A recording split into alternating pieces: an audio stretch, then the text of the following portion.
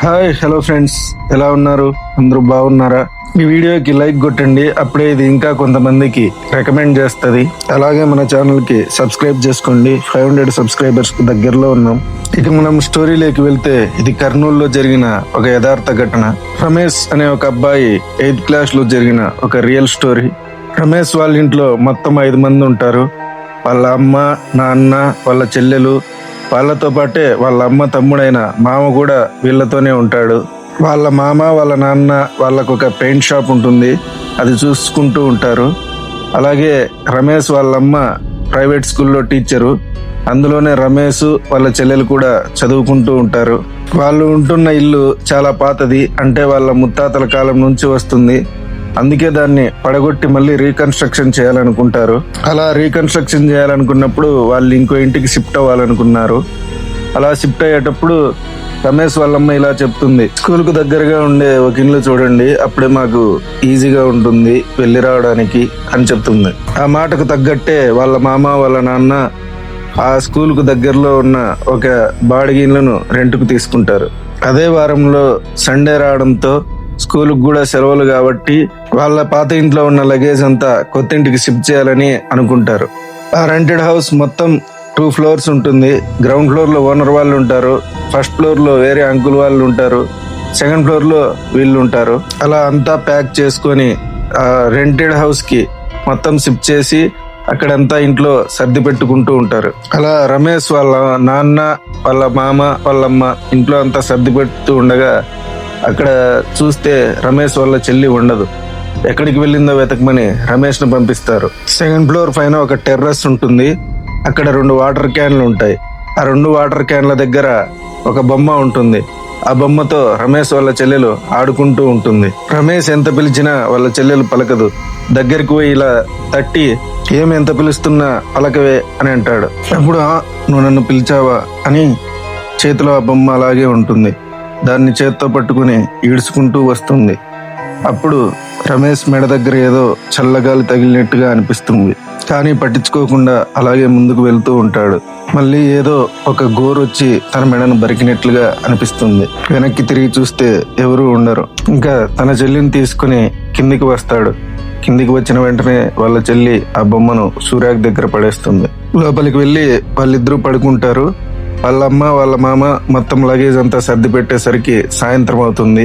వాళ్ళ నాన్న అప్పటికే పెయింట్ షాప్ క్లోజ్ చేసి మొదటి రోజు కాబట్టి స్వీట్లు కొనుక్కొని వస్తాడు. ఆ స్వీట్స్ అందరూ తీసుకొని తింటారు.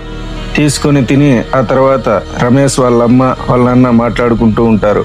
అలా మాట్లాడుకుంటూ ఉండగా రమేష్ వాళ్ళ అమ్మ తప్పు లేకపోయినా రమేష్ వాళ్ళ నాన్న ఊరికనే తిడుతూ ఉన్నాడు.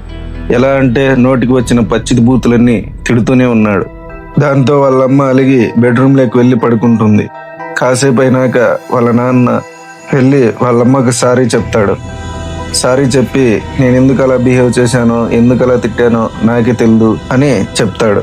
రమేష్ వాళ్ళమ్మ కూడా ఇలా అనుకుంటుంది, ఇన్ని రోజుల వరకు ఎప్పుడూ నన్ను తిట్టలేదు, ఈ రోజు ఎందుకు ఉన్నట్టుండి ఇలా తిట్టాడు అని అనుకుంటది. ఇలా మొదటి రోజు ముగిసిపోతుంది. తర్వాత రోజు సోమవారం కాబట్టి వాళ్ళమ్మ మొత్తం ఫుడ్ అంతా ప్రిపేర్ చేసి అందరికీ పెడుతుంది. అలా అప్పుడు రమేష్ ని స్నానం చేసిరా అని వాళ్ళ చెల్లెలికి జుట్టు వేస్తూ ఉంటుంది. రమేష్ స్నానానికి బాత్రూమ్ కు వెళ్ళగా అక్కడ కుళాయి ఆన్ చేశాడు.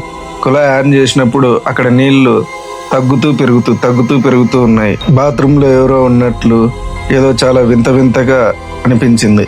త్వరగా ఇంకా అలాగే స్నానం చేయకుండా బయటికి వచ్చేస్తాడు.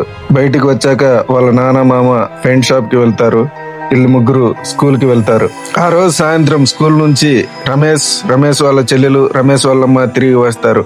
తిరిగి వచ్చాక వాళ్ళమ్మ వాళ్ళిద్దరిని చదివిస్తూ ఉంటుంది. చదివిస్తూ ఉండగా వాళ్ళ నాన్న, వాళ్ళ మామ పెయింట్ షాప్ మూసేసి ఇంటికి వస్తారు. ఇంటికి వచ్చిన వెంటనే ఏ కారణము లేకుండానే వాళ్ళమ్మని ఇద్దరు తిట్టడం మొదలు పెట్టారు.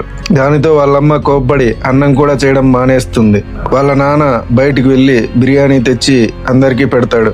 ఆ బిర్యానీ తిన్నాక వాళ్ళమ్మ కొంచెం కూల్ అవుతుంది. అప్పుడు వాళ్ళ నాన్న, వాళ్ళ మామ బయట కొంచెం పనుంది చూసుకొని వస్తాము అని చెప్పి బయటికి వెళ్తారు. వాళ్ళు బయటికి వెళ్ళాక 5 నిమిషాల తర్వాత ఎవరో వచ్చి తలుపు కొట్టినట్టు శబ్దం వస్తుంది. తీరా తలుపు తెరిచి చూస్తే ఎవరూ ఉండరు. మళ్ళీ 5 నిమిషాల తర్వాత మళ్ళీ తలుపు కొడతారు. బయటికి వెళ్ళి చూస్తే ఎవరు ఉండరు. ఇలా 4-5 సార్లు జరుగుతుంది. దాంతో భయపడి రమేష్ వాళ్ళమ్మ వాళ్ళ నాన్నకు ఫోన్ చేస్తుంది. ఎక్కడున్నారు, ఎప్పుడు వస్తారు అని అడుగుతుంది. దాంతో రమేష్ వాళ్ళ నాన్న ఇప్పుడే పని అయిపోయింది, మేము త్వరగా వస్తున్నామని 10 నిమిషాల తర్వాత ఇంటికి వస్తారు. అలా వచ్చిన తర్వాత రమేష్ వాళ్ళమ్మ జరిగిందంతా వాళ్ళ నాన్నకు చెప్తుంది. అప్పుడు వాళ్ళ నాన్న ఎవరో ఒకరు పిల్లలు ఆట పట్టించడానికి వచ్చి కొట్టి ఉంటారులే అని లైట్ తీసుకో అని చెప్తాడు. అలా చెప్పిన తర్వాత అందరూ పడుకుని ఉంటారు. అలా పడుకున్నాక తనకు వంట రూమ్లో ఏదో శబ్దం వచ్చినట్లు అనిపిస్తుంది. తీరా అక్కడికి వెళ్ళి చూస్తే రమేష్ వాళ్ళ నాన్న వాళ్ళ చెల్లెల్ని కత్తి తీసుకొని పొడుస్తూ నరుకుతూ ఉన్నట్లు అనిపించి వెంటనే కళ్ళు తెరవగానే టైం 3 అవుతుంది. ఇదంతా తనకు కల వచ్చింది. దాంతో చాలా భయపడి రమేష్ వాళ్ళ చెల్లెల్ని దగ్గర పడుకోబెట్టుకుని మళ్ళీ నిద్రపోతుంది. తర్వాత 3వ రోజు రమేష్ వాళ్ళమ్మమ్మకు ఫోన్ చేసి ఇలా జరిగిందంతా చెప్తుంది. నాకు ఇలా పీడకల వచ్చింది అని. దానికి వాళ్ళమ్మ ఇంట్లో గోమూత్రము గంగాజలం చల్లు, ఏమి ఇబ్బంది ఉండదు, అలాంటివి జరగవు అని చెప్తాది. సరే అలాగే చేస్తాను అని చెప్పి ఫోన్ కట్ చేస్తుంది. ఇంకా యాజ్ యూజువల్గా వాళ్ళ నాన్న వాళ్ళ మామ పెయింట్ షాప్ కని వెళ్ళారు. వీళ్ళు ముగ్గురు రమేష్ వాళ్ళమ్మ, రమేష్ వాళ్ళ చెల్లి స్కూల్కి వెళ్తూ ఉండగా ఓనర్ వాళ్ళు మేము తిరుపతికి వెళ్తున్నాం అని చెప్తారు. సరే వెళ్ళండి అని రమేష్ వాళ్ళమ్మ చెప్తుంది. అలా వీళ్ళు స్కూల్కి బయలుదేరుతారు. ఓనర్ వాళ్ళు తిరుపతికి కూడా కారులో బయలుదేరుతారు. ఇంకో విషయం ఏంటంటే ఫస్ట్ ఫ్లోర్లో వాళ్ళ అంకుల్స్ వాళ్ళు ఉంటారు కదా, వాళ్ళతో వీళ్ళు ఎప్పుడు మాట్లాడిద్దామన్నా అసలు మాట్లాడేవారు కాదు. వాళ్ళు వీళ్ళని ఎప్పుడూ వింతగానే చూసేవారు. వాళ్ళు వీళ్ళకి వింతగా అనిపించేవాళ్ళు. అసలు వీళ్ళు ఎప్పుడు మాట్లాడదామన్నా అసలు పట్టించుకోరు. ఏమైనా సహాయం అడిగినా అసలు చేయమంటారు. అసలు రాత్రి అయితే ఇంటి బయట లైట్ కూడా ఆన్ చేసుకోరు. అసలు ఇంట్లో ఎవరు లేనట్లుగా బిహేవ్ చేస్తారు. ఇంకా రమేష్ వాళ్ళమ్మ, రమేష్ వాళ్ళ చెల్లి స్కూల్కి వెళ్తారు. అలా స్కూల్కి వెళ్ళగా మధ్యాహ్నం రమేష్ లంచ్ చేస్తూ ఉండగా వాళ్ళ సీనియర్ అంటే మనవాడు 8th క్లాస్ కదా, 9th క్లాస్ అబ్బాయి వచ్చి ఏంట్రా మీరు ఆ ఇంట్లో ఉంటున్నారు, ఆ ఇంటి గురించి మీకు తెలియదా అని అడుగుతాడు. ఏం జరిగిందన్న ఆ ఇంట్లో అని రమేష్ అడుగుతాడు. దానికి అతను ఆ ఇంట్లో ఒక అంకుల్ సూసైడ్ చేసుకున్నాడు, అది మీకు తెలియదా అంటాడు. దానికి రమేష్ తెలియదన్నా అని జరిగిందంతా వెళ్ళి వాళ్ళమ్మకి చెప్తాడు. అప్పుడు ఆ సీనియర్ని కూడా తొడకు వెళ్ళి వాళ్ళమ్మకి చెప్పిస్తాడు ఇలా జరిగింది అని. దాంతో వాళ్ళమ్మ రమేష్తో అరే ఈ విషయం మీ నాన్నకు చెప్పకు, మీ నాన్నకు ముందే దయ్యాలు ఇలాంటివంటే చాలా భయం, మనమే ఎలాగోలా ఇంకో ఇంటికి మారిపోదాం అని అంటుంది. దానికి రమేష్ సరే అంటాడు. తిరిగి మళ్ళీ సాయంత్రం ఇంటికి వెళ్ళేటప్పుడు వాళ్ళమ్మమ్మ చెప్పినట్లు గంగాజలము గోమూత్రము తీసుకుని ఇళ్ళంతా చల్లుతారు. అలా చల్లిన తర్వాత రమేష్ వాళ్ళమ్మ, వాళ్ళ నాన్న, వాళ్ళ మామ, వాళ్ళ చెల్లెలు అందరూ నిద్రపోతారు. నిద్రపోయాక సరిగ్గా రమేష్ వాళ్ళమ్మకు మధ్యలో మెలకం వస్తుంది. టైం చూస్తే 1:30. పక్కన చూస్తే రమేష్ వాళ్ళ నాన్న ఉండడు. ఎక్కడికి వెళ్ళాడా అని బయటికి వెళ్ళి సెర్చ్ చేస్తే టెర్రస్ పైన ఆ 2 వాటర్ ట్యాంకర్ మధ్యలో ఆ బొమ్మతో ఆడుకుంటూ ఉంటాడు. రమేష్ వాళ్ళమ్మ వాళ్ళ నాన్నని ఎంత పిలిచినా పలకడు. దగ్గరికి వెళ్ళి ఏమండి ఏం చేస్తున్నారు ఇక్కడ అని ఎంత పిలిచినా అసలు ఏమాత్రం రెస్పాన్సే ఉండదు. అతను మాత్రం ఆ బొమ్మతో ఆడుకుంటూనే ఉంటాడు. దాంతో రమేష్ వాళ్ళమ్మకి కోపం వచ్చి చంప మీద ఒక ఏటు కొడుతుంది.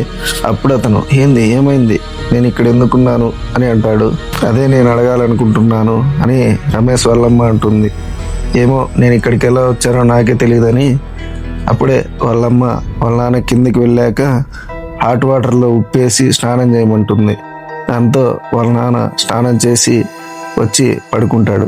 అలా ఆ రోజు ముగుస్తుంది. తర్వాత రోజు రమేష్ వాళ్ళమ్మ, రమేష్ వాళ్ళ చెల్లి స్కూల్కి వెళ్తారు.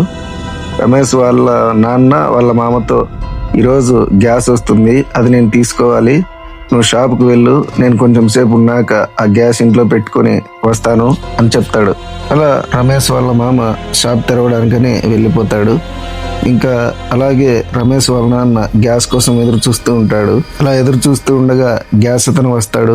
గ్యాస్ అతను వస్తానంటే చూసి భయపడి అన్న ఏంటి మీరు ఇంట్లో ఉంటున్నారా అని అడుగుతాడు. అవును ఏమైంది అని అంటాడు. దానికి గ్యాస్ అతను అన్న ఈ ఇంట్లోనే ఒక అంకుల్ సూసైడ్ చేసుకున్నాడు అని చెప్తాడు. రమేష్ వాళ్ళ నాన్న అసలు ఏమైందో పూర్తిగా చెప్పు అని అంటాడు. దానికి గ్యాస్ అతను ఈ ఇంట్లో ఒక అంకుల్ ఉండేవాడు, అతనికి ఎప్పుడు తన భార్యతో గొడవలు జరుగుతూ ఉండేవి. దాంతో వాళ్ళ భార్య వాళ్ళ కూతురు ఆయన్ని వదిలేసి వెళ్ళిపోయారు. దాంతో ఆయన పూర్తిగా డిప్రెషన్లోకి వెళ్ళి రోజు మందు తాగుతూ ఉన్నాడు. అలా తాగుతూ ఉండగా ఒకరోజు పాయసం తీసుకుని తాగేశాడు. దాంతో ఆయన అలాగే చనిపోయాడు. అలా చనిపోయిన వారం రోజుల తర్వాత ఇంటి ఓనర్ వాళ్ళు టెర్రస్ పైన బట్టలారేసుకోవడానికని వెళ్తూ ఉండగా వాళ్ళకి ఏదో కుళ్ళిపోయిన వాసన వచ్చింది. ఆ వాసన ఎక్కడి నుంచి వస్తుందా అని చూస్తే సెకండ్ ఫ్లోర్లో ఉన్న ఈ ఇంటి నుంచే వచ్చింది. దాంతో వాళ్ళు ఈ డోరు పగలగొట్టి లోపలికి వెళ్ళి చూశారు. అక్కడికి వెళ్ళి చూస్తే ఆ అంకుల్ యొక్క శవం కుళ్ళిపోయి పురుగులు పట్టి ఉంది. వెంటనే పోలీసులకు ఫోన్ చేసి చెప్పారు. పోలీసులు కూడా పోస్ట్ మార్టం చేశాక ఇది ఆత్మహత్య అని డిసైడ్ చేసేశారు. అప్పటి నుంచి ఇంట్లో ఎవరు రెంట్కు లేరు అని చెప్పి వెళ్ళిపోతాడు. దాంతో అప్పుడు రమేష్ వాళ్ళ నాన్నకు అర్థమవుతుంది, ఎందుకు సెకండ్ ఫ్లోర్ వాళ్ళు వీళ్ళతో మాట్లాడరు, ఎందుకు ఏ తప్పు లేకపోయినా రమేష్ వాళ్ళ నాన్న తిట్టాడో, అలాగే ఎందుకు మిద్దెపైన అర్ధరాత్రి 3 గంటలకు బొమ్మతో ఆడుకుంటున్నాడో మొత్తం అతనికి అర్థమైపోయింది.